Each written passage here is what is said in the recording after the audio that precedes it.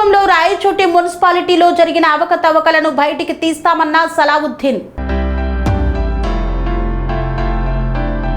గత ప్రభుత్వంలో రాయచోటి మున్సిపాలిటీలో జరిగిన అవకతవకలను విచారణ చేపడతామని మాజీ మున్సిపల్ కోఆప్షన్ సభ్యులు సలావుద్దీన్ పేర్కొన్నారు. ఆయన కార్యాలయంలో విలేకరుల సమావేశాన్ని నిర్వహించి మాట్లాడారు. రాష్ట్రంలో అరాచక పాలన చూసి ప్రజలు వైఎస్ఆర్ కాంగ్రెస్ పార్టీని చిత్తుగా ఓడించారన్నారు. మాజీ ఎమ్మెల్యే గడికోట శ్రీకాంత్ రెడ్డి 4 సార్లు రాయచోటికి ఎమ్మెల్యేగా పనిచేసిన ఆయన నియోజకవర్గానికి చేసింది శూన్యమన్నారు. అందుకే ఇటీవల జరిగిన సార్వత్రిక ఎన్నికల్లో చిత్తుగా ఓడించి ఎల్లవేళ ప్రజలకు అందుబాటులో ఉన్నటువంటి మండపల్లి రాంప్రసాద్ రెడ్డిని ఎమ్మెల్యేగా గెలిపించడం జరిగిందన్నారు. రాయచోటి అభివృద్ధి జరగాలంటే చంద్రబాబు నాయుడు రాంప్రసాద్ రెడ్డికి మంత్రి పదవి ఇవ్వాలని ఆయన విజ్ఞప్తి చేశారు. రాయచోటి మున్సిపాలిటీలో పన్నుల పేరుతో అధికంగా వసూలు చేశారన్నారు. మున్సిపాలిటీలో జరిగిన అక్రమాలపై విచారణ చేపడతామన్నారు. భూగర్భ డ్రైనేజీ పనులు కూడా 20% కూడా పనులు పూర్తిగా కాకుండా అంతా ఊరు బయట పనులు చేయడం బాధాకరమన్నారు. త్వరలో మున్సిపాలిటీలో జరిగిన అవినీతిని విచారణ చేపడతామని తెలిపారు. రాష్ట్ర ప్రజలకు, నా అక్క చెల్లమ్మలకు, నా సోదరులకు, నా మిత్రులు, నా స్నేహితులు అందరికీ నా యొక్క హృదయపూర్వక నమస్కారాలు. ఈ పొద్దు గెలుపు తెలుగుదేశంది కాదు, మన అందరి గెలుపు. ఈ ప్రజలకు జరిగిన అన్యాయాలకు ప్రజలు చెప్పకుండా చేయకుండా వాళ్లకు మోసానికి ప్రతిఫలంగా మోసమే చేసినారు. వాళ్ళు ఇచ్చిన పింఛన్లు కానీ, వాళ్ళు ఇచ్చిన పిల్లల ఒక స్కూల్ డబ్బు కానీ ఏది కూడా రైతు భరోసా కానీ ఏమి పనిచేసేదల్లా ఒకటే. వాళ్ళు కరెంట్ ఛార్జీలు పెంచడము, చెత్త పన్ను వేయడము, ఇంటి ట్యాక్స్లు పెంచడము, నిరుద్యోగులు చేయడము, సోమరిపోతులు చేయడం జరిగింది. ప్రజలకు ఎటువంటి సాయం చేస్తారంటే నిరుద్యోగులు చేస్తారు, సోమరిపోతులు చేస్తారు. ఏ రాజు అయినా కానీ ప్రజలను ఈ విధంగా చేస్తే ప్రజలు మళ్ళీ తిరిగి ఇదే విధంగా చేస్తారు. ఏ ప్రభుత్వానికి అయినా కూడా నేను చెప్పేది ఏమంటే చాలా అన్యాయం జరిగిపోయింది రాష్ట్రంలో. ఇసుక అమ్మేసినారు, మట్టి అమ్ముకున్నారు, పనికిరాని షారాయిలో కలిపి దాన్ని విచ్చలవిడిగా అమ్మడం జరిగింది. దీనివల్ల తాగిన వాళ్ళ గుడ్డలు చెడిపోయి, కిడ్నీలు చెడిపోయి, హాస్పిటళ్ళ పాలు, రోగాల పాలు చచ్చిపోయి ఎంతోమంది చచ్చిపోవడం జరిగింది. వారి కుటుంబానికి సాంకేతిక దిక్కుపోతే వాళ్ళకు సంసారాలకు చూసేవాళ్ళు నాకుడు ఎవరు చాలా పొరపాటు చేస్తున్నారు. వారి పరిపాలన నుంచి తప్పించుకున్నారని ప్రజలు మంచి గుణపాఠమే చెప్పినారు. 4 కోట్ల రూపాయలు ఇస్తామని మా పార్టీలో కొమ్మని సీఎం రమేష్ గారు తెలుగుదేశం పార్టీకి పిలిస్తే ఆహ్వానిస్తే మేము పోలేదు. ఇప్పుడు వాళ్ళ మోసాలను గ్రహించి, వైసీపీ వాళ్ళ మోసాలను గ్రహించి, వైసీపీ వాళ్ళు చేసే తప్పులను గ్రహించి ఆ పార్టీ నుంచి తప్పుకొని టీడీపీ పార్టీలో స్వచ్ఛందంగా వచ్చేస్తాము. ఆ పార్టీని గెలిచడానికి రాంప్రసాద్ రెడ్డిని ఎమ్మెల్యే చేసి మా ఒక వాణి అసెంబ్లీలో ఇప్పించాలని మేము కోరుకున్నాము.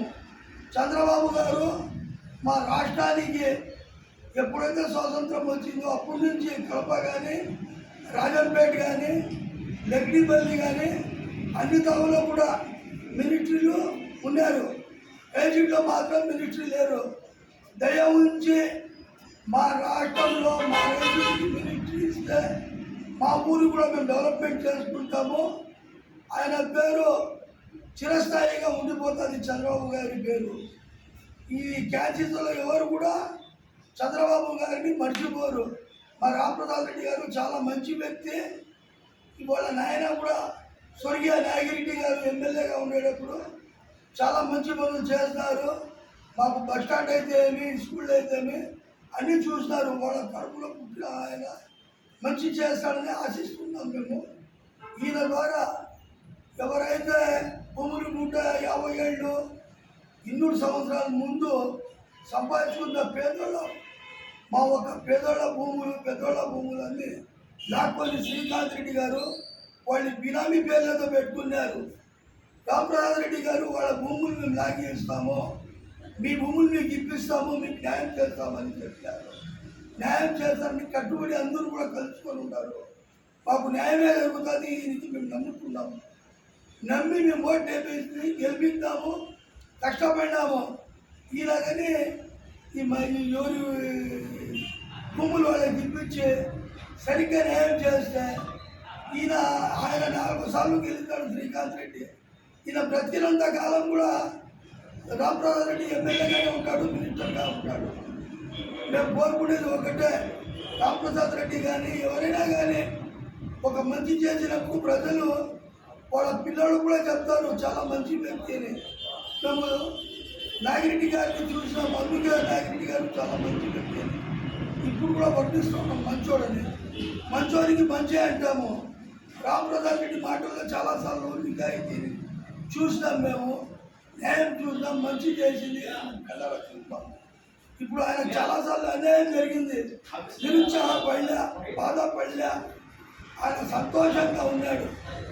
ఎందుకంటే అన్యాయం జరిగిన నాకు న్యాయం జరుగుతుంది, ఆయన న్యాయం జరుగుతుందని నమ్మినాడు. నమ్మినందుకు దేవుడు కూడా సహాయపడ్డాడు.